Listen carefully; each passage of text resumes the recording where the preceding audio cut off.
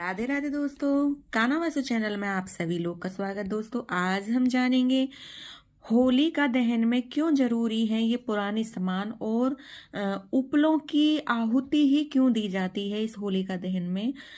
इसका जो होलिका में जो वैसे नियम है वो भी जानेंगे, और जो होलिका में मतलब एक वैज्ञानिक तरह से क्या वजह है कि होलिका में ही उपलों की आहुति क्यों दी जाती है तो ये भी जानेंगे। तो वीडियो के अंत तक बने रहें, चैनल को लाइक सब्सक्राइब जरूर कर दें, बेल आइकन बटन दबाना ना भूलें जिससे कि आने वाले नोटिफिकेशन आप लोगों के पास जरूर पहुंचे। दोस्तों होली का त्योहार केवल रंगों और खुशियों का मिलन नहीं होता, बल्कि यह एक नई शुरुआत है, पवित्रता का भी पर्व होता है। रंगों वाली होली से ठीक एक रात पहले होली का दहन किया जाता है। इस अग्नि में पुराने सामान, सूखे पत्ते, विशेष रूप में गोबर, उपले, लकड़ी, इन्हें अर्पित किया जाता है। परंपरा ये बहुत सदियों से चली आ रही है। बहुत लोगों की यहाँ परंपरा है कि होली में स्त्रियां इसको दिन में इसका पूजन करके आती हैं, शाम रात के समय में इसको जलाया जाता है। तो हर जगह का अपना अपना नियम है, तो अपने अपने नियम के अनुसार देखिए। इससे क्या होता है, नकारात्मक का अंत होता है और नई शुरुआत होती है। होलिका दहन में अग्नि को बहुत पावन माना जाता है, जो कि बुराइयों का अंत करती है। घर का पुराना सामान जैसे पुरानी लकड़ियां, टूटी फूटी चीजें हमारे अतीत का प्रतीक होती हैं। इन्हें अग्नि में अर्पित करने का मतलब है कि हमें अपने जीवन की पुरानी कड़वाहट, आलस्य, नकारात्मक ऊर्जा को जलाकर नए उत्साह के साथ आगे बढ़ रही हैं। यह एक तरह की नई शुरुआत का प्रतीक होता है। इसमें जो उपले, गोबर के उपलों का महत्व है, वो होलिका दहन में गाय के गोबर से बने छोटे छोटे उपलों की माला चढ़ाना बहुत जरूरी होता है, जिसमें गांवों में तरह तरह का डिजाइन देके एक ब्रुकली भी बोलते हैं, उपला भी बोलते हैं, छोटा छोटा हर जगह का अलग अलग बोलना होता है, जिसमें अलग अलग तरह का डिजाइन दिया जाता है। 5 या 7 ये उपले की माला बनाई जाती है। ये माला एक रस्सी में बांधी जाती है। इसमें तरह तरह के चांद, सूरज, मतलब गांवों में अपने अपने हिसाब से इसमें डिजाइन बना करके ये माला एक तैयार की जाती है। साथ में गेहूं की कुछ बालें लेकर, हल्दी लेकर के पूजन किया जाता है। ये उपले भक्त प्रहलाद की रक्षा और होलिका के अहंकार के दहन का प्रतीक होती है।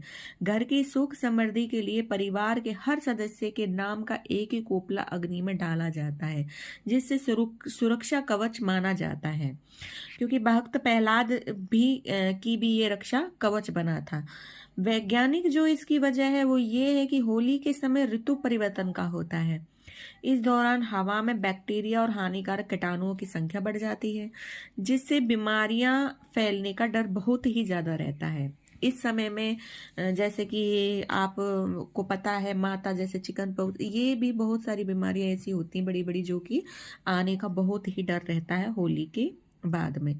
जब गाय के गोबर के उपले, कपूर, घी और सूखी लकड़ियां सामग्री एक साथ जलती है तो उनसे निकलने वाला धुआं कीटनाशक का काम करता है, जिससे कि हवा शुद्ध फैलती है। ये आपने कोरोना टाइम में भी सुना होगा कि जब कोरोना फैला था तो उस टाइम पे भी हवन और ये सामग्री वाली ये चीजें भी बताई गई थी। इसका साइंटिफिक जो रीजन है वो यही है कि इनसे जो धुआं निकलता है वो एक कीटनाशक का काम करता है, जिससे हवा में शुद्धता फैलती है।